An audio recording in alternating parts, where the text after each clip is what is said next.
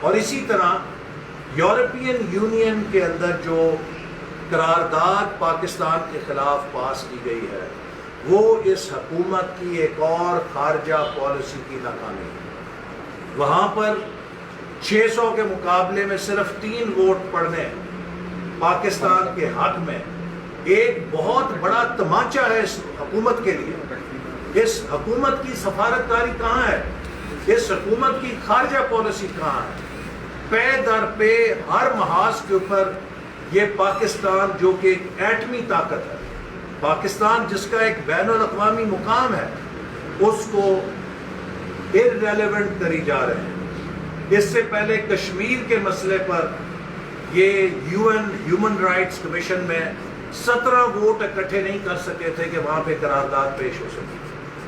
اپنی پوری کوشش کے باوجود یہ OIC ممالک کے سربراہی اجلاس تو دور کی بات ہے، وزرائے خارجہ کا اجلاس کشمیر کے اوپر نہیں بلا سکے، اور اب یورپین یونین سے GSP+ کو ختم کرنے کے لیے جو قرارداد منظور ہوئی ہے یہ اس حکومت کی بدترین ناکامی کا ایک اور ثبوت ہے۔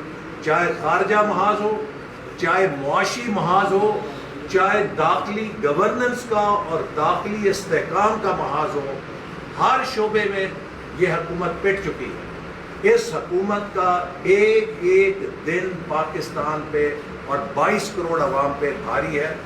پاکستان کو نئے آزاد منصفانہ الیکشن کی ضرورت ہے، اور وہ تمام لوگ جو اس ملک کے مستقبل سے کسی قسم کا درد رکھتے ہیں، ان کا فرض ہے کہ وہ نئے آزاد منصفانہ انتخابات کی راہ ہموار کرنے کے لیے اپنا کردار ادا کریں۔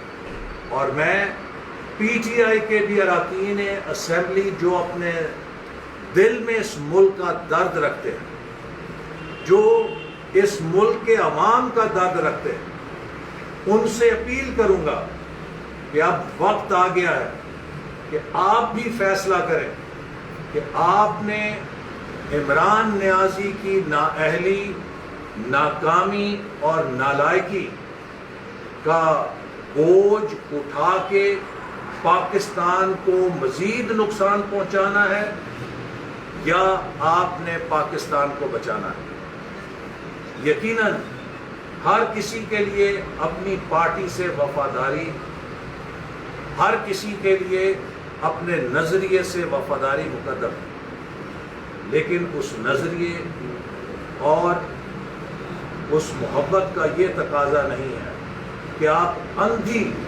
سحر پسندی، شخصی سحر پسندی کے اندر مبتلا ہو کے ملک کو تباہ ہو لینے دیں۔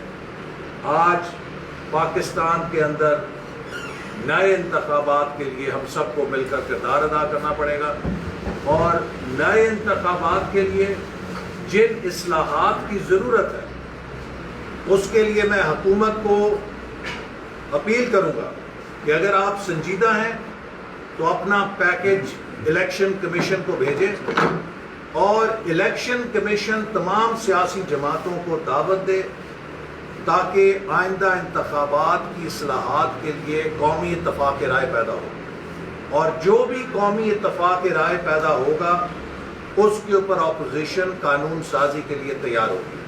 لیکن اس حکومت کی کسی بھی انیشیٹو کو ہم بد اعتمادی کی نگاہ سے دیکھتے ہیں۔ 3 سال تک آپ کو انتخابی اصلاحات یاد نہیں آئیں۔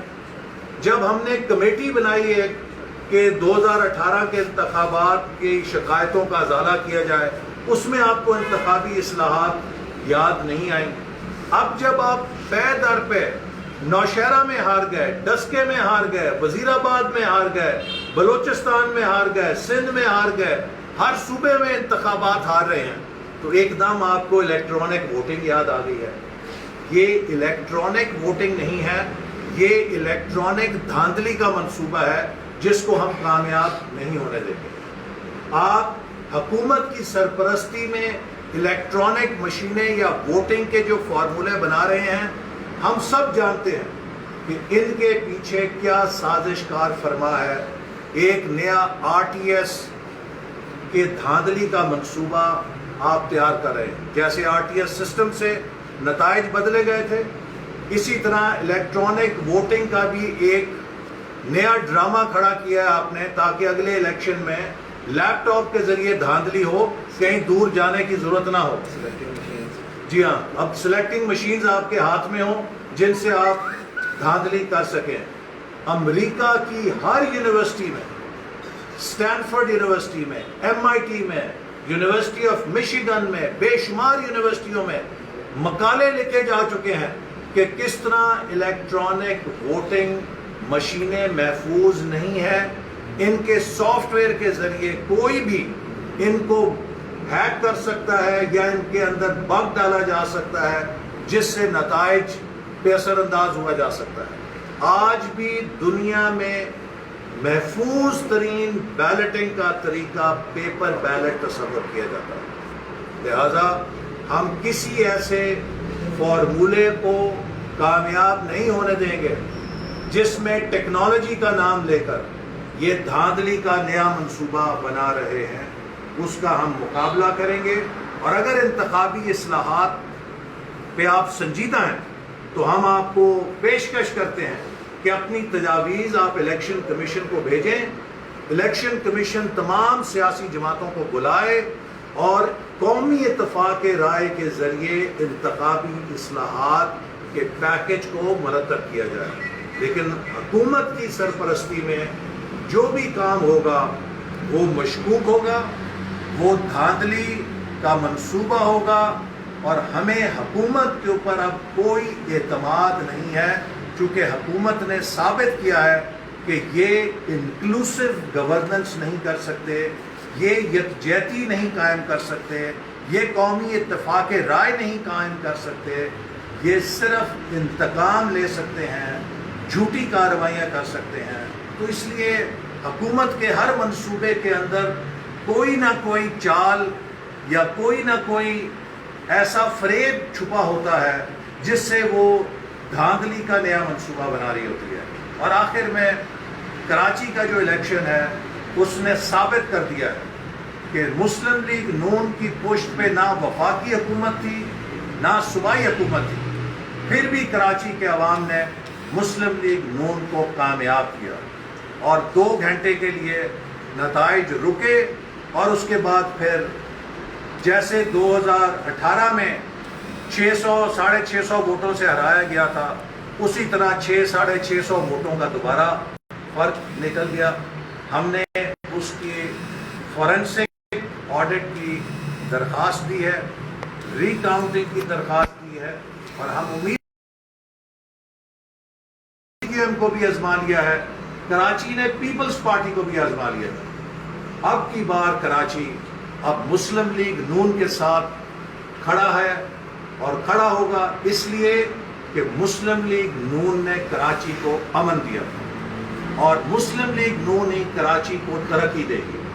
جیسے مسلم لیگ نون نے لاہور کی تعمیر کی، اسی طرح انشاءاللہ تعالی مسلم لیگ نون کراچی کی تعمیر کرے گی، کراچی کے عوام کو پانی فراہم کرے گی، کراچی کے عوام کو صاف ستھرا شہر فراہم کرے گی، اور کراچی کے عوام کو روزگار فراہم کرے گی. سر آپ کیا سمجھتے ہیں کہ وزیر اعظم نے کہا کہ میں اسمبلیاں بھی توڑ سکتا ہوں؟ مسلم لیگ کراچی کو کلین سویپ کرے گی؟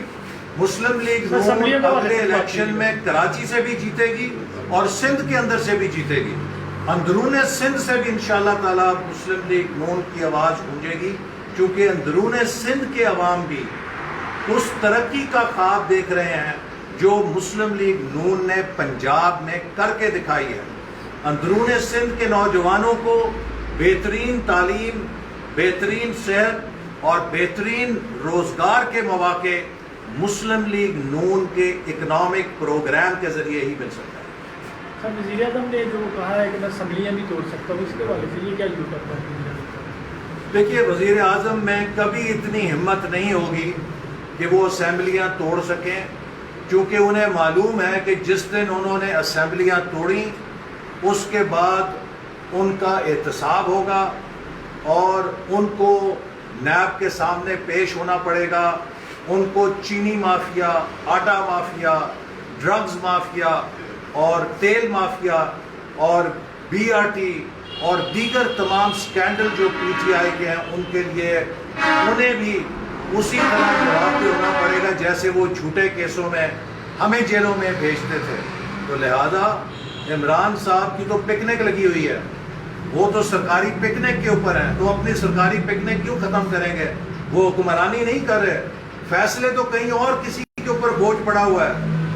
حکومت کا بوجھ تو کسی اور نے اٹھا رکھا ہے, اگر وہ نہ اٹھایا ہوتا تو پتہ نہیں آج کیا حال ہوتا.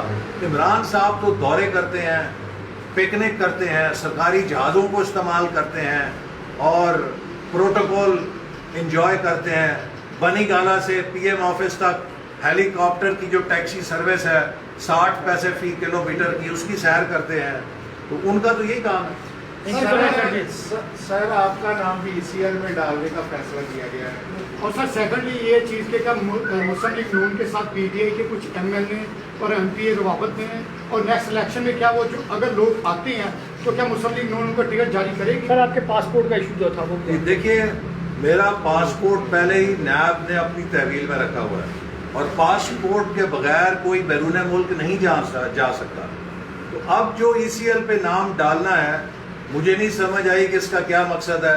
میں نے تو پوچھا ہے کہ نالائکوں کہیں میرا پاسپورٹ تو نہیں گم کر دیا جو اب ECL پہ نام ڈال رہے. تھینک یو سر, بہت شکریہ سر.